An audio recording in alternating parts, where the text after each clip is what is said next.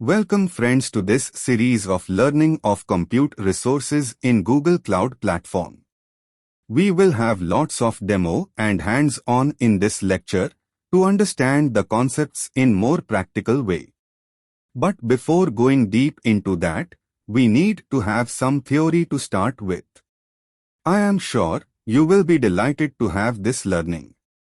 If you have not yet subscribed this channel, please do it now. This will help you to watch when new video will be available. Also please hit the notification button so that you can get notified too. So, let's get started. Google Cloud Platform, GCP, is a cloud service that offers software, hardware, and networking infrastructure to the users so that business, organization, and individuals can store data and access it from anywhere in the world. Hundreds of products and services are provided under the Google Cloud Platform. Mainly we can categorize these offerings in three major components such as infrastructure as a service, platform as a service, and software as a service. Offerings under infrastructure as a service or IaaS provides you with the flexibility to have you to own the entire operating system. Patching, maintaining will be your responsibility. Other than providing IaaS, GCP also provides you with platform where you can build your own application without having any bothering on infrastructure at all. For example, database offerings, web service offerings are some examples of such platform as a service or PaaS offerings. Likewise, GCP offers only software as a service where you no need to even care about the underlying platform, infrastructure, and their maintenance. Such offerings can be thought of as serverless, where GCP will take care of complete maintenance and scalability of platforms and infrastructure. In couple of following lectures, we will discuss mainly on IaaS or infrastructure as a service. We can broadly categorize GCP's IaaS offerings into three major categories: compute, storage, and networking. In the compute resources further, we get few services like Compute Engine, Cloud Run, Kubernetes Engine, and App Engine, etc. In this video we will discuss mainly on Compute Engine and slowly will go through each of the other offerings in subsequent lectures.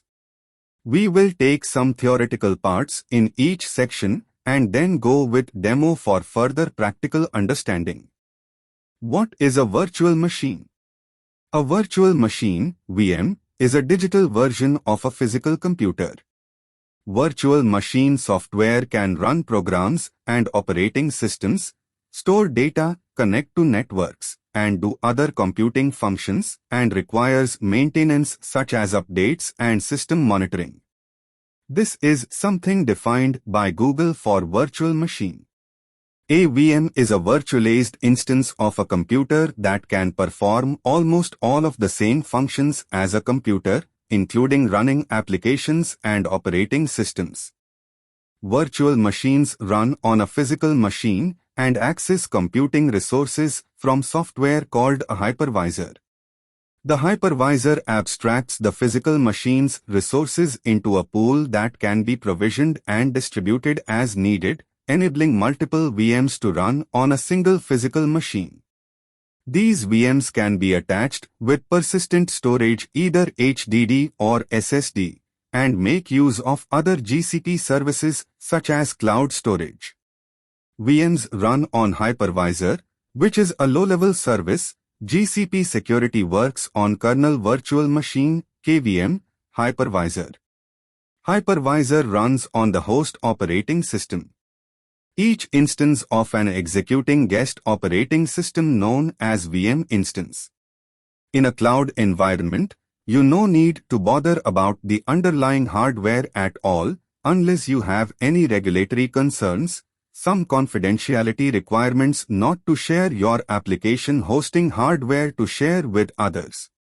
Even for that, you can hire the entire hardware dedicated to your application. We call them sole tenant nodes in Google Cloud Platform.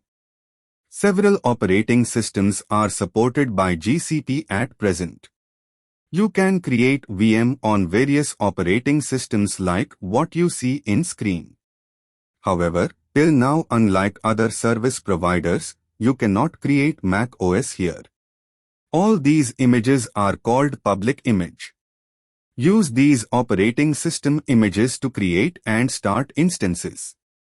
Compute Engine uses your selected image to create a persistent boot disk for each instance.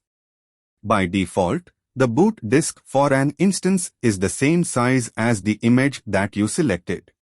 Apart from choosing public images, you can choose your custom image. A custom image is a boot disk image that you own and control access to. You can import a virtual disk to Compute Engine from your on-premises environment or from VMs that are running on your local workstation or on another cloud platform. Also, you can create an image from the boot disks of your existing Compute Engine instances. Then use that image to create new boot disks for your instances. Let's spend some time to understand regions and zones in Google Platform. This is extremely important to understand. So, we are requesting you to listen this carefully and spend some time on it. Compute Engine resources are hosted in multiple locations worldwide. These locations are composed of regions and zones. A region is a specific geographical location where you can host your resources. Regions have 3 or more zones. For example, the US West 1 region denotes a region on the west coast of the United States that has 3 zones: US West 1A, US West 1B, and US West 1C.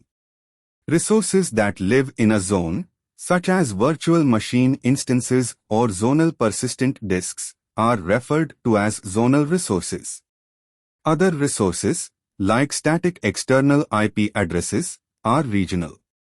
Regional resources can be used by any resource in that region, regardless of zone, while zonal resources can only be used by other resources in the same zone. For example, to attach a zonal persistent disk to an instance, both resources must be in the same zone. Similarly, if you want to assign a static IP address to an instance, the instance must be in the same region as the static IP address. Putting resources in different zones in a region reduces the risk of an infrastructure outage affecting all resources simultaneously. Putting resources in different regions provides an even higher degree of failure independence. This lets you design robust systems with resources spread across different failure domains. You choose which region or zone hosts your resources, which controls where your data is stored and used. Choosing a region and zone is important for several reasons. Distribute your resources across multiple zones and regions to tolerate outages. To decrease network latency, you might want to choose a region or zone that is close to your point of service. Resources such as VM instances and load balancers have IP addresses in Google Cloud. These IP addresses let Google Cloud resources communicate with other resources in Google Cloud, in on-premises networks, or on the public internet. Broadly, IP addresses can be categorized into 2 segments. Visibility perspective IP address can be external or internal. An internal IP address is not publicly routed. An external IP address is a publicly routed IP address. You can assign an external IP address to the network interface of a Google Cloud VM. External IP addresses are publicly advertised, meaning they are reachable by any host on the Internet. External IP addresses must be publicly routable IP addresses. Resources with external IP addresses can communicate with the public Internet. Internal IP addresses cannot be reached from the Internet and are not publicly routable. Internal IPv4 addresses can be private IPv4 addresses or they can be privately used public IPv4 addresses. Also, IP addresses can be categorized by their persistency basis. An ephemeral IP address is an IP address that doesn't persist beyond the life of the resource. For example, when you create an instance or forwarding rule without specifying an IP address, Google Cloud automatically assigns the resource an ephemeral IP address. In general, the ephemeral IP address is released if you stop or delete the resource. An ephemeral IP address is an IP address that doesn't persist beyond the life of the resource. For example, when you create an instance or forwarding rule without specifying an IP address, Google Cloud automatically assigns the resource an ephemeral IP address. In general, the ephemeral IP address is released if you stop or delete the resource. This slide describes the machine families, machine series, and machine types that you can choose from to create a virtual machine (VM) instance with the resources you need. When you create a VM, you select a machine type from a machine family that determines the resources available to that VM. There are several machine families you can choose from, and each machine family is further organized into machine series and predefined machine types within each series. For example, within the N2 series in the general purpose machine family, you can select the N2 standard 4 machine type. Machines with a general purpose are the most prevalent and can handle a variety of workloads. They come in various sizes and offer a balance of CPU and memory resources. N1 standard, E2 standard, and E2 Hypo are some examples. Compute-optimized machines are the highest performance per core on compute engine and optimized for compute-intensive workloads. Memory-optimized machines are ideal for memory-intensive workloads, offering more memory per core than other machine families, with up to 12 terabits of memory. Spot VMs are available at much lower prices, having 60 to 91% discounts for machine types and GPUs as well as smaller discounts for local SSDs compared to the on-demand price for standard VMs. However, compute engine might get taken away or terminated at any time, such as when it needs the resources for other tasks. At this uncertain preemption time, compute engine either stops or deletes your spot VMs depending on your specified termination action for each spot VM.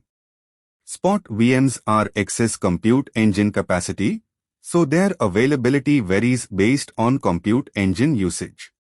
Spot VMs do not have a minimum or maximum runtime unless you specifically limit the runtime. Spot VMs function like standard VMs but have the following limitations. Compute engine might preempt spot VMs to reclaim the resources at any time. Compute engine preempts spot VMs for a variety of reasons. For example, system events. The probability that compute engine preempts spot VMs is generally low, but might vary from day to day and from zone to zone depending on current conditions. Spot VMs are finite compute engine resources, so they might not always be available. Due to the preceding limitations, spot VMs are not covered by any service level agreement and are excluded from the compute engine SLA. The Google Cloud free tier credits for compute engine do not apply to spot VMs.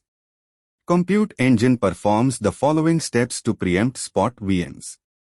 First, compute engine sends a preemption notice to the VM in the form of an ACPI G2 soft off signal. You can use a shutdown script to handle the preemption notice and complete cleanup actions before the VM stops. If the VM does not stop after 30 seconds, compute engine sends an ACPI G3 mechanical off signal to the operating system.